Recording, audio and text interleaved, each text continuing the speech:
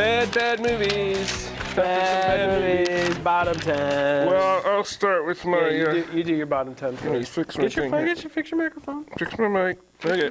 So my 10 here is my 10th one is Dead Man Down. It's like right away with that title, you're like, this is not right. I haven't seen Dead Man Down, so I probably won't have much to say about it.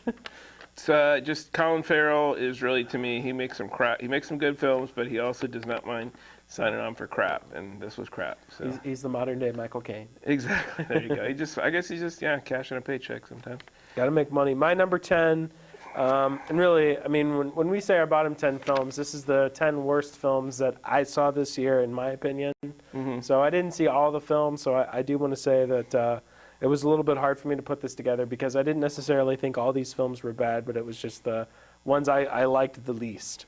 So my number 10, as far as least favorite films, Great Gatsby. I felt I was a little bit disappointed by that, and had a lot of expectations going in, and certainly it got a lot of hype. But I mean, of all things, I think the music probably killed it for me. I would really like to hear the original score that was apparently 86 for Jay-Z's music. So I don't know. Anyway, I didn't care for that one very much. Did Jay-Z score the movie? Yes, he Oh, did wow. the music for the movie. Oh, okay. I thought when you were complaining about Jay-Z, when we were talking about it, I thought it was like... Just that H to the Izzo part? Yeah. No, he did all the other music. Oh, yeah, well... Yeah, I just barely maybe sort of liked it, but not great. Number 9, I had Two Guns, and this is the first in a trilogy of badness from Mark Wahlberg. More to come, folks. That made my list. So Two Guns was the least bad of the... I haven't seen that one. But, just crap buddy movie. So. My number 9 was Kick-Ass 2. I just felt like it was a pretty steep decline from where Kick-Ass 1 left off. Yeah, compared to how much I liked Kick-Ass 1, I almost want to give Kick-Ass 2 a thumbs down, but I sort of, again, like Gatsby, I barely gave it a thumbs up. So. Right. It was enjoyable, but yeah, I didn't care for it. My number, or no, go ahead. 8, I've got A Good Day to Die Hard, and what's that one about? I think that's like a perfect summation for that franchise. This is a good time to not make any more of these movies. This is a good time to think hard before you make another one. It's dead now, and it's almost like you could see, like they set up somebody who is John McClane's son, like maybe he'll take over. And, no, it sucks. It's just. I would just. I haven't seen it, but I really don't care to. No. So my number 8 was the Sandra Bullock, Melissa McCarthy film, The Heat, which I know made a lot of money in the box office and people liked, but I didn't see it. And nor did I see Melissa McCarthy's other film, that Identity Thief, that apparently was even worse than this, but I don't know, I didn't care for it. So you say you didn't see what other people saw in it? Is what you said, Yeah. Okay, Yeah. And you did see Identity? I didn't Oh, didn't see that one. Okay. Well, yeah, I don't know that one. My brother had that as number 1, if you can believe that. But different funny strokes in for parts. different folks. It's funny in parts. My number 7 is Broken City. That's the second of the bad Mark Wahlberg movies that came out here, and it's just really just a total snoozer. And Russell Crowe, he also will sign on for some of these just half-baked things. He's got Noah coming out. Come on, give it up for Noah. That looks okay, although we were watching a trailer for it last night, and we're like, my brother and I were like, hey, this looks cool, yeah, flood, ark, and then suddenly they show a shot of like asteroids or something coming from space, and I'm like, I don't know about that, You know who directed that? Is that Ridley Scott? Darren Aronofsky. Aronofsky, yeah, that could be I think it'll be interesting. Oh, yeah. Your number 7? My number 7 was a film called You're Next. We actually saw that one in the theater, and at the time it wasn't terrible, but just when putting the list over, I just couldn't not include it. So there you go. And you're not really a big fan of horror movies, right? No, they're not my forte. Okay. Number 6, Stoker. Now, the problem starts right with the title again here. It's usually a good indicator if they didn't, come up with a crap title. In this case, it was like a misleading, because when you think Stoker, you think of Bram Stoker, you think vampires or something, and this had nothing to do with any of that. This is some kind of weird, dysfunctional family kind of drama with a little murder, I think, thrown in, and it was just very... Wasn't it Mia Wasikowska? Wasikowska and Nicole Kidman, and just It's a Korean director, I think. Yeah, I think you're right, Chan-wook yeah. Park or whatever. Just not. Supposed to be and I heard it was I Yeah, didn't it's see one it. of those indie films that just kind of meanders and never does anything interesting. Doesn't really amount to anything. No. My number 6 was Iron Man 3. I'm sure everyone out there is probably throwing their tomatoes at the TV screen. or Not their cups of everybody. drinks, but once again, I didn't see every movie, but it just didn't do it for me. I gotta say, to me, it was just strange how I think I'm broken record here, but another barely thumbs up, or maybe a little bit stronger than that. But just like they made basically, it was like the Lethal Weapon Iron Man, right? I mean, that was like the version. Just very bizarre. I think there was someone that mentioned that before. They were like, "Oh, it's a Shane Black It's movie." another Shane Black movie. It's set at Christmas, and you got your guy who's on It's got the edge. a building that falls off of a beach. Right. Oh yeah, yeah. My 5 was Crawl Space, and this is like some Aussie film that it's sort of like if they had a good script, they could have maybe done something here, but bad script, and then they coupled it with crap effects, so just nothing really engaging at all about that movie. Yeah, I haven't heard anything about that movie. No. It's one of those that sucks you in just with a decent cover at if you're still going to the video store or whatever, see that cover. One of those ones that you watch and you're like, well, now I got to know how this ends. And I gotta admit, I think there was a hot chick in the cover too. So, what about yours? I've got Crystal Fairy as my number 5. Oh yeah, It's Michael Cera and looked horrible. Gabby Hoffman. I really did not care for it. Good Lord. Michael Cera plays a kid that's looking for cactus out in the desert to use for illicit purposes. I think there was some other Michael Cera movie I saw that probably should have made my worst list, where it was similar kind of thing. It's like, let's hang out in the cabin something or somewhere, and it was just, oh man, I wish I could remember that. It was goofy. Yeah. He's made some bad choices. Yeah, well, he's probably got enough money. Speaking of, here's the least. king of bad choices, Charlie Sheen, playing another character named Charles, or Charlie. This one's called A Glimpse Inside the Mind of Charles Swan III. I think it was directed by Roman Coppola. It's supposed to be pretty autobiographical, isn't it?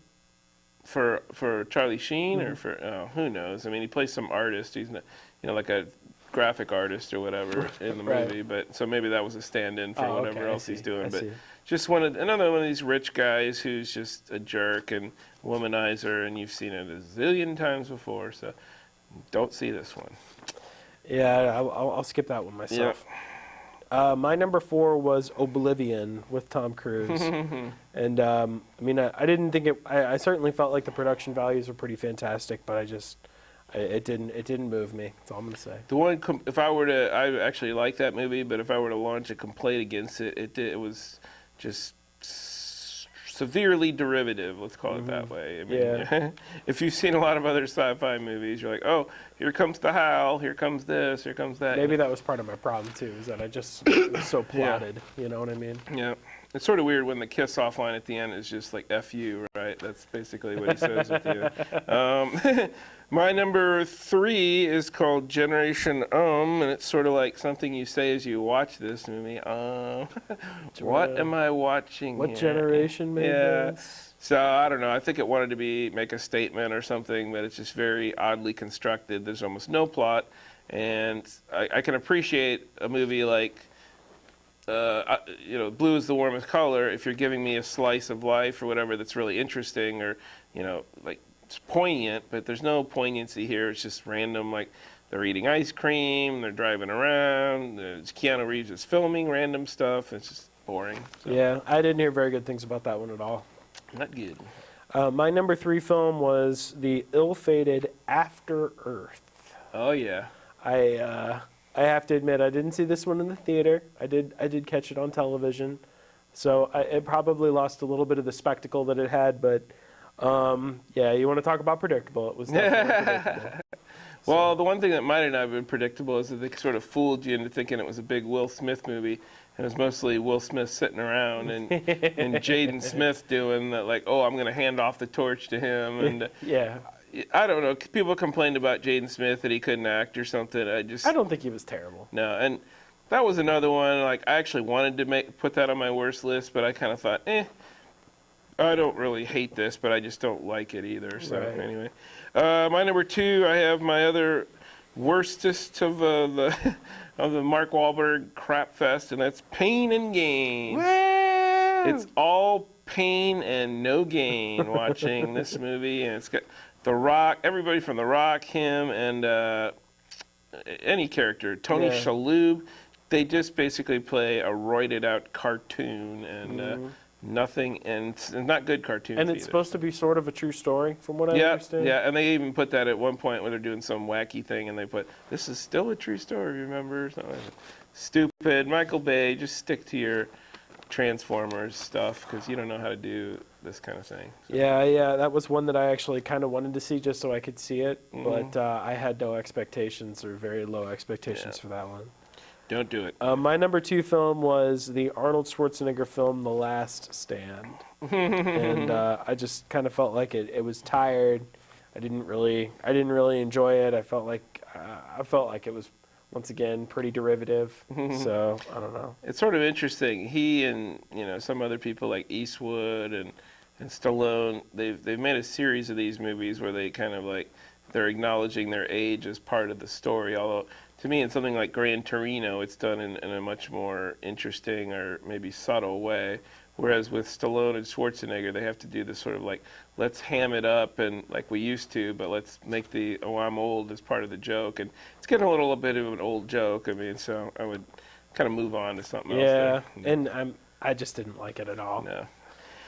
And didn't Go ahead. sorry, I was gonna say, didn't Stallone make a film where he was an aging cop back in like '97? Could have been. Could have been called Copland. Could there have been some land where there was a cop? Yeah, where there was a whole bunch of crooked cops. Crooked guys? Yeah, he's already done it.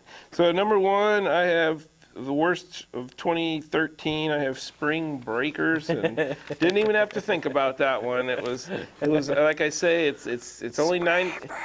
Spring break forever. It's like 90 minutes that seems like 4 hours because That was and it- actually 84 minutes. yeah. And you just like, I think they probably wrote only 10 pages of actual dialogue and somehow stretched that to 84 minutes because there's so many looped or repeating dialogue, like and maybe they give you from a different angle sometimes. There's the same footage is shown again and again, like stock footage it looks like of Spring Breakers.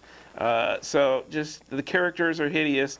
One of the characters, she's a believer, and her name is Faith. I mean, that's the level of that's- intelligence put into that script. Yeah, So. that's Ludicrous. pretty egregious. Ludicrous. I'm gonna say I didn't hate Spring Breakers as much as the gentleman sitting next to me, but if it was bottom 20, I probably would have included it. Yeah.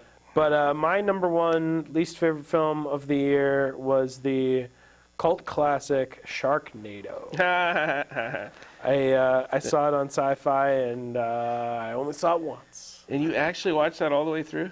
Yeah, I got sucked Wow. in by the story. I gotta see how this ends. There's these sharks in the tornado. I gotta say, it was weird how that like just blew up on Twitter and everything did. for a while. It did. Like even people like, like I think not JJ, it was one of those sort of friends of his said, "Oh yeah, I'm gonna write the new ending to Sharknado." And but the only thing really worth seeing is the part where the guy from 90210 takes a chainsaw and like the shark's coming at him from the tornado or whatever, and he jumps up and chainsaws his way through the freaking. So it's weird because they showed that in all the promos, and then when they were actually showing it on Sci-Fi, I'm like, oh, I've got to watch that scene. I've already seen it a bunch of times, but I'm like, let's see the context, right?